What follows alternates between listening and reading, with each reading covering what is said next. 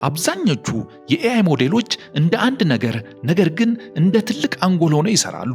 ማንኛውም ጥያቄ ሲመጣ ያው አንድ ስርዓት ሁሉንም ለመፍታት ይሞክራል።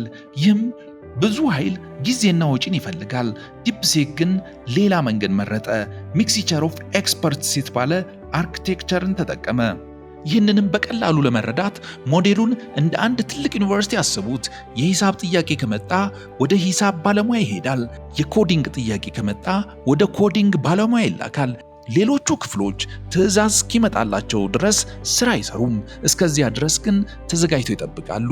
ይህም ዲፕሲክን አነስተኛ ኃይል፣ አነስተኛ ወጪና ፈጣን አፈጻጸም እንዲኖረው አደረገ።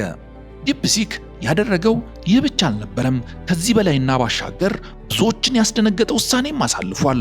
ሞዴሉን ኦፕን ሶርስ አድርጎ ለዓለም ክፍት አደረገው። ይህ ማለት ኮዱ ለማንኛውም ሰው የሚደርስ ሆነ ማለት ነው። ተማሪ፣ ምርምር ተቋም ወይም ኩባንያ በየትኛውም ሀገር ሆኖ ኮዱን ተጠቅሞ የራሱን ኤአይ ሞዴል ማሻሻል ወይም መገንባት ይችላል። It's also open source.